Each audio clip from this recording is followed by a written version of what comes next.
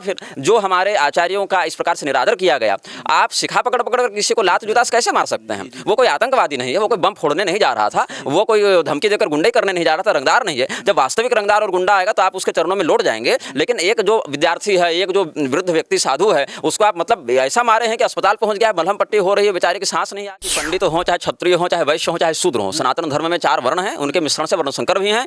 अग्नि पुराण का वचन यह कहता है किसी भी व्यक्ति को आप ऐसे तिरस्कृत अपमानित करेंगे तो वह दंडनीय अपराध है।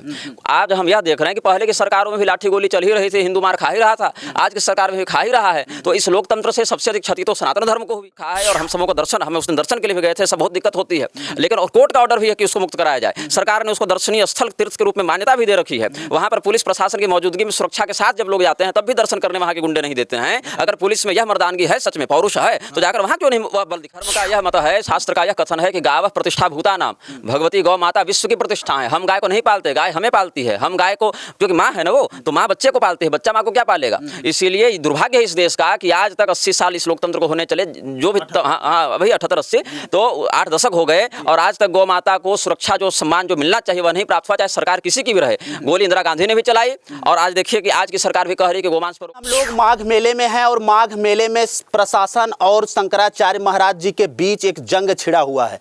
ऐसे में अगर हम बात करें, तमाम जगह से तमाम ऐसे कमेंट आ रहे हैं जिसपे सनातन धर्म पे सवाल खड़ा हो रहा है। मित्रों, अभी हमारे साथ बातचीत करने के लिए इसी मेले में, खास मेले में बातचीत किया जाए तो अभी हमारे साथ स्वामी श्री निग्राचार्य महाराज जी हैं और हम लोग जुड़ेंगे, बातचीत करेंगे कि महाराज जी की क्या कुछ प्रतिक्रिया है। और सनातन धर्म की अगर हम बात करें, जिस प्रकार से प्रशासन ने स्वामी श्री शंकराचार्य महाराज जी के ऊपर जो कुछ किया है, इसको किस रूप में देखते हैं?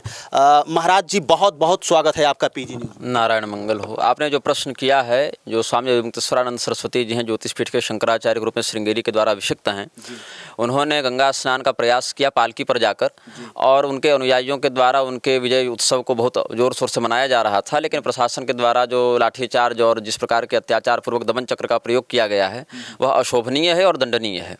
प्रशासन का कार्य शांति व्यवस्था को बनाना बिल्कुल है। प्रशासन का कार्य सभी लोगों को एक साथ एक व्यवस्था के अंतर्गत अनुशासित बनाए रखना भी है। लेकिन अगर प्रशासन यह कहेगा, जैसा कि मैंने वीडियो में देखा कि कोई अधिकारी कह रहे थे कि कोई भी व्यक्ति हो, not a single person will be allowed, इस प्रकार से वो कह रहे थे। अधिकारी का नाम तो हम नहीं जानते, लेकिन आप संदर्भ समझ जाइएगा। प्रयागराज के कमिश्नर हैं जोगेंद्र कुमार, उनका नाम है। अच्छा, ठीक, हाँ, धन्यवाद। तो वो जो कह रहे हैं, यही बताइए कि जो सतवा बाबा के नाम से चल रहा है, जिसका नाम है संतोष दास, जो इस प्रकार जो इस प्रकार से अलग अलग विलासितापूर्ण जीवन शैली को प्रदर्शित कर रहा है, धर्म का मजाक उड़ा रहा है, उसको तो आप पूरी सिक्योरिटी और प्रोटोकॉल दे रहे हैं। डीएम उसके यहाँ स्वयं ही जाकर रोटी बना रहे हैं। तो ऐसी स्थिति में क्या डीएम ड्यूटी बॉन्ड है वहाँ रोटी बनाने के लिए? नहीं है। डीएम अगर वहाँ पर ड्यूटी निभा रहे हैं रोटी बनाकर, तो सुरक्षा व्यवस्था का निरीक्षण कौन कर रहा है फिर? इसका अर्थ है कि आप अपनी ड्यूटी छोड़कर वहाँ चापलूसी करने गए हैं ताकि उसके नेताई उठ बैठ से आपका कुछ लाभ हो जाए। और यहाँ पर हाँ, मैं मानता हूँ कि जो श्रद्धालु गए हैं उनको भी एक दूसरे की सुविधा का और सुरक्षा का ध्यान रखना चाहिए, क्योंकि अगर आप वह ध्यान नहीं रखेंगे तो पिछले कुंभ के समान भी जो भगदड़ हुई, अनेक लोग मरे, वो भी एक दुखद स्थिति थी। और ऐसी स्थितियों से बचने का दोनों पक्षों को प्रयास करना चाहिए। क्योंकि देखिए, एक तो इतना बड़ा आयोजन हर साल हो रहा है, इतना बड़ा धार्मिक उत्सव है, तो और इतने बड़े आयोजन को करना और विधिपूर्वक संपादित करना, ये दोनों पक्षों की जिम्मेदारी होती है। प्रशासन को भी अपनी मर्यादा का ध्यान रखते हुए कर्तव्य निभाना चाहिए, आचार्यों को भी अपनी गरिमा को और धर्म की मर्यादा को ध्यान में रखते हुए सब कुछ करना चाहिए। लेकिन इसमें अगर आचार्य ये कहेंगे कि हमको जैसे हमारी इच्छा हो वैसे ही हम सदैव जाएं, और प्रशासन कहे कि नहीं, केवल आपको जाने नहीं देंगे, बाकी तो जिस प्रकार से आए हम अपने नेता मंत्री के आधार पर ही कार्य करेंगे, परोक्षतः यही भाव था प्रशासन का, तो ऐसी स्थिति में दोनों पक्षों में संघर्ष होना स्वाभाविक है। अब रही बात अभी मुक्तेश्वरानंद जी की, तो उनका व्यक्तित्व राजनीतिक घटनाक्रम से तो जुड़ा हुआ है ही, और किसी भी ऐसे विषय में उनकी जो दृष्टि है या उनके जो वक्तव्य हैं, उसमें शास्त्रीय सिद्धांतों का प्रभाव कम और राजनीति से उत्प्रेरणा ज़्यादा दिखाई पड़ती है। उनका व्यक्तित्व शुरू से बन गया है अलग अलग मुद्दों में। यद्यपि वो धर्मगुरु के रूप में अपने पीठ का प्रतिनिधित्व करते हैं, लेकिन उसमें जो सिद्धांतिक गहराई दिखनी चाहिए उस व्यक्तित्व में, वो मुझे नहीं दिखती। वो राजनीतिक स्तर पर उत्प्रेरक ज़्यादा दिखते हैं। महाराज जी, हर कोई ये कहता है कि शंकराचार्य महाराज जी सपा की भाषा बोलते हैं, कांग्रेस की भाषा बोलते हैं, लेकिन महाराज जी का ये कहना है कि मैं जो भी बोलता हूँ वो सत्य बोलता हूँ और प्रमाणित बातें बोलता हूँ। और अगर वो ये बोलते हैं कि मैं कोई बात गलत बोल रहा हूँ तो उस पर मेरे ऊपर भी कठोर कार्रवाई होना चाहिए।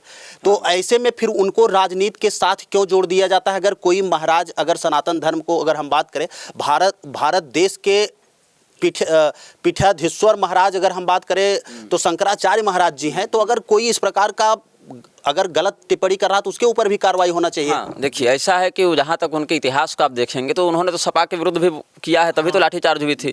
कांग्रेस के विरुद्ध भी राहुल गांधी को बहिष्कृत किया है उन्होंने, और भाजपा के विरुद्ध अभी चूंकि सत्ता में भाजपा है तो हमेशा टारगेट में सत्ता पक्ष आ जाता है कि आप सत्ता को गिराना चाहते हैं, सत्ता का विरोध करना चाहते हैं, विपक्षियों का साथ देना चाहते हैं, ये छवि है। दूसरी एक समस्या उनके जीवन में है कि उनके गुरु जो स्वरूपानंद सरस्वती जी ब्रह्मलीन हुए, उनका कांग्रेस के नेताओं से उठना बैठना ज़्यादा था। अब बात ऐसी थी कि जिस पीढ़ी के वो हैं, जिस समय से वो हैं, उस समय कांग्रेस ही एकमात्र पार्टी थी उस प्रकार से, न भाजपा, जनसंघ, आम आदमी पार्टी, ये सब मुलायम सिंह, मायावती, ये सब तो उस समय थे नहीं। तो जब एक ऐसी पार्टी का आप नेताओं से उठना बैठना करेंगे और उस पीढ़ी से जोड़ेंगे तो आपको एक छवि का सामना तो करना पड़ेगा, एक प्रिजुडिस बन जाता है लोगों के मन में। तो अभिमुक्तेश्वरानंद सरस्वती जी जो हैं वो पीठाधीश हैं, ज्योतिष पीठ के अधीश्वर हैं, किंतु वो सड़क पर ज़्यादा दिखते हैं सिवाय सैद्धांतिक गहराई के। यही कारण है कि इसी प्रयागराज में जब करौली सरकार ने भगवती राधा का तिरस्कार उन्हीं के परम धर्म संसद में बैठकर किया तो उन्होंने विरोध नहीं किया, अपितु उसकी प्रशंसा की। या कई बार अपने ही पक्ष के लोगों के द्वारा जब अधर्म किया जाता है या अधार्मिक बातों का प्रसारण किया जाता है तो वहाँ भी वो अपने आगामी कानूनी या सामाजिक हितों को ध्यान में रखकर विरोध नहीं कर पाते हैं। बाहर वाले अधर्म का विरोध तो बहुत प्रखरता से करने का प्रयास करते हैं, लेकिन उन्हीं के अनुयायी, उन्हीं के पत्रकार, वकील, शिष्य इत्यादि जब ऐसा कुछ अशास्त्रीय कथन कहते हैं, डंके की चोट पर दावा करते हैं, तो उस स्थिति में वो मौन हो जाते हैं और उनका निर्णय खंडित होने लगता है। तो ऐसे में जब नाप तोल कर हित और अहित को स्वार्थ के दृष्टिकोण से देखेंगे तो उन पर भी यह अपराध कई बार पलट खा जाता है। लेकिन इस पलट खाने के चक्कर में जो उनके अनुयायी हैं वो जब निरपराध रूप से निर्दोष होने के बाद भी, अब दो चार ऊपर दबे हर दल में होते हैं। देखिए ऐसा है कि कोई गुरु का चेला हमेशा सही हो जाए ऐसा हम नहीं कह सकते हैं, हर पीठ में दो चार उपद्रवी आपको मिलेंगे। या ये भी कह सकते हैं कि अगला चुनाव आने वाला है तो भैया दो चार लोगों को इस प्रकार से भीड़ का तो कोई चेहरा होता नहीं, जहाँ दो चार आदमी बैरिकेड तोड़े और जहाँ थोड़ा हो हंगामा हुआ वहाँ पुलिस फिर कहेगी कि हमारी नौकरी की बात है। तो इस स्थिति में किसी भी संवेदनशील मामले में, सुन लीजिए, किसी भी संवेदनशील मामले में दोनों पक्षों को बहुत धैर्य और बहुत सहनशीलता का परिचय देना चाहिए। महाराज जी, प्रशासन का यही कहना है कि उनके अनुयायियों ने बैरिकेटिंग को तोड़ा और बैरिकेटिंग तोड़कर संगम नोच तक वो पहुंचने की कोशिश कर रहे थे। भीड़ बहुत ज़्यादा थी, भगदड़ होने का चांस था, इसीलिए जो है प्रशासन के लोग रोक रहे थे। लेकिन महाराज जी का कहना है कि उनके साथ प्रशासन के लोग थे, उनका ही एक दरोगा लेवल का अधिकारी जो है वो उनके साथ उनको ले जा रहा था वहाँ पर संगम नोच पर, आगे आगे वो चल रहा था, पीछे पीछे महाराज जी के पूरे प्रशंसक जा रहे थे। तो इसमें फिर महाराज जी कहाँ बैरिकेटिंग तोड़ते हैं, उन्होंने सीसीटीवी फुटेज भी मांगा, अभी तक प्रशासन ने उपलब्ध नहीं कराया। और ऐसे में अगर बड़ा सवाल एक और खड़ा होता है कि तमाम ऐसे भारत देश के संत महात्मा हैं जिनको संगम नोच के टावर तक जो है गाड़ियों से लेकर जाया जा रहा है, तो क्या पालकी की जो परंपरा है ये गलत है या सही है? आपके हिसाब से क्या कुछ लगता है? बात ऐसी है कि एक सामान्य नियम जब देखें तो तीर्थ स्नान के लिए हम लोग बिना चप्पल जूते के जाते हैं, खड़ाम इत्यादि भी आश्रम ही छोड़कर जाते हैं, ये तो एक बात हो गई। लेकिन कुछ विशेषाधिकार आचार्यों को जब पीठाधीश्वर हैं तो प्राप्त होते हैं कि वो राजोचित सत्कार के साथ भी जाएं। हालांकि अगर न जाएं तो ज़्यादा अच्छा है, लेकिन अगर जा भी रहे हैं तो उसको हम अधार्मिक नहीं मानते हैं, वो उनका एक राजोचित सत्कार है, आचार्य पीठ की एक गरिमा है, वैभव है। तो उस स्थिति में गंगा जी में अब आप बात करेंगे कि संगम नोच की बात करेंगे तो इसी कुंभ में तो देखा गया कि बड़े बड़े अखाड़ा के महामंडलेश्वर नौकरों के समान अमित शाह इत्यादि को स्नान करा रहे हैं, अवधेशानंद इत्यादि को देख लीजिए कि जैसे उसके दास बने हुए हों, गुलाम बने हुए हों।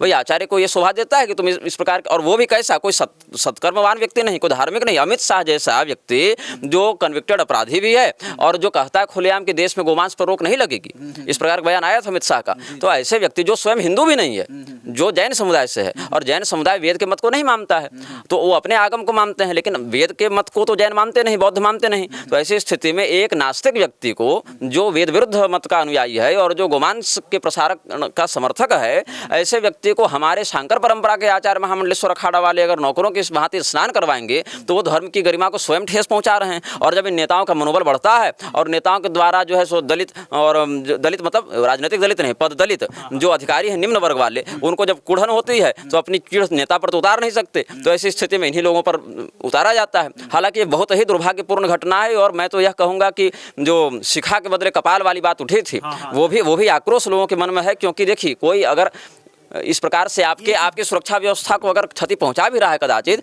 तो वो व्यवहार फिर आप सभी आचार्यों के साथ कीजिए कि नहीं, हमारे यहाँ भाई हमारे पास इतनी पुलिस नहीं, इतनी व्यवस्था नहीं कि सबको वैसे हम करवा सकें, आप विधिपूर्वक आइए, पैदल और स्नान करके जाइए, वहाँ तक हम कर पाएंगे। तो सबके साथ एक जैसा हो, और नहीं तो फिर जिनके लिए जो मर्यादा वो चला रहे हैं उसका अनुपालन करने लायक सक्षम प्रशासन उतनी वाहिनियों को तैनात करे, उनको यहाँ पर लागू करे उतने पुलिस को।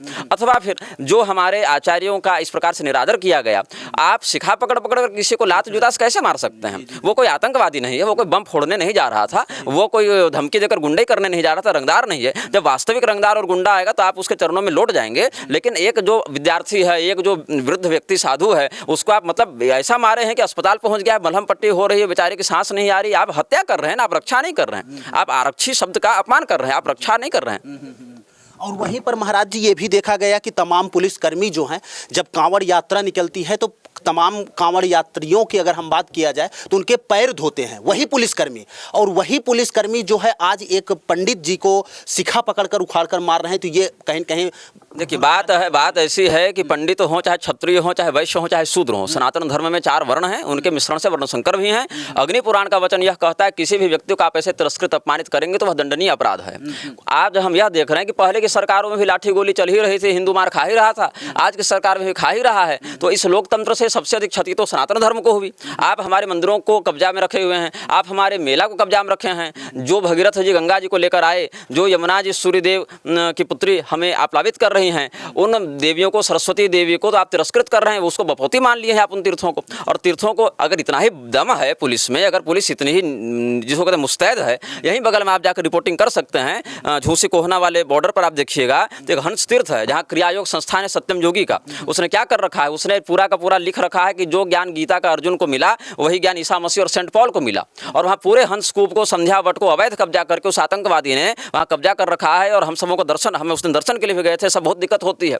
लेकिन और कोर्ट का ऑर्डर भी है कि उसको मुक्त कराया जाए। सरकार ने उसको दर्शनीय स्थल तीर्थ के रूप में मान्यता भी दे रखी है। वहाँ पर पुलिस प्रशासन की मौजूदगी में सुरक्षा के साथ जब लोग जाते हैं तब भी दर्शन करने वहाँ के गुंडे नहीं देते हैं। अगर पुलिस में यह मर्दानगी है, सच में पौरुष है, तो जाकर वहाँ क्यों नहीं वह बल दिखा रहा है प्रशासन वहाँ पर जाकर। और आपको तो आउट ऑफ द वे जाकर कुछ करना भी नहीं है, आपके पास मुख्यमंत्री का लेटर है, कोर्ट का लेटर है, आपको ये भी नहीं कह रहे कि आप अलग से कुछ कर दीजिए। भैया जिसमें आपकी बहाली हुई वही कर दीजिए ना। तो जहाँ लाठी चलनी चाहिए वहाँ आप जाकर दंडवत करते हैं, जहाँ दंडवत करना चाहिए वहाँ आप लाठी चलाते हैं। तो इसका अर्थ क्या है, आप आरक्षी नहीं है, आप उस गुंडे से अधिक नहीं है। बस अंतर यह है कि आपके पास वर्दी है, उसके पास वर्दी नहीं है।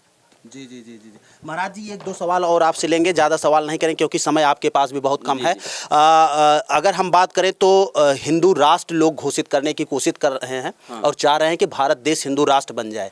लेकिन शंकराचार्य महाराज जी का सबसे पहले कहना यह है कि हिंदू राष्ट्र से पहले गौ माता राष्ट्र जो है वो घोषित हो। इस पर लेकर महाराज जी की क्या कुछ प्रतिक्रिया? देखिए बात ऐसी है कि आपसे किसी विषय पर मतभेद हो या शास्त्रीय विषय पर भी मतभेद हो, एक अलग बात है। लेकिन गाय के लिए हम सब एकजुट हैं। गाय के विषय में कोई समझौता नहीं, कोई कमी नहीं और कोई ये मतलब जिसको कहते हैं दोगलापन कि मुंह पर कुछ और है, दिमाग में कुछ और है, व्यवहार में कुछ, ऐसी बात नहीं। गाय मतलब गाय और गाय मतलब गौ माता। हमारे घर में भी गौ माता की सेवा होती है। यहाँ भी जब यात्रा में चलते हैं तो कामधेनु भगवती को रखते हैं, हाँ, प्रतिमा के रूप में भगवती की यहाँ भी सेवा करते हैं। और घर में तो विधिवत जो है 35 करोड़ देवी देवता जो है हमारे गौ माता में। हमारे धर्म का यह मत है, शास्त्र का यह कथन है कि गावः प्रतिष्ठा भूता नाम, भगवती गौ माता विश्व की प्रतिष्ठा है। हम गाय को नहीं पालते, गाय हमें पालती है। हम गाय को, क्योंकि माँ है ना वो, तो माँ बच्चे को पालती है, बच्चा माँ को क्या पालेगा। इसीलिए दुर्भाग्य है इस देश का कि आज तक 80 साल इस लोकतंत्र को होने चले, जो भी हाँ वही 78-80 तो 8 दशक हो गए और आज तक गौ माता को सुरक्षा, जो सम्मान जो मिलना चाहिए वह नहीं प्राप्त हुआ, चाहे सरकार किसी की भी रहे।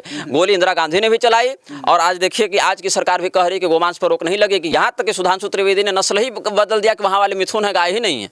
मतलब कि अगर गाय काटने पर रोकोगे तो गाय की दर्जा ही हम वहाँ से समाप्त कर देंगे, मिथुन नामक एक अलग प्रजाति ही हम वहाँ पर घोषित कर देंगे पूर्वोत्तर के राष्ट्रों में, ये राज्यों में, क्षमा करें राज्यों में।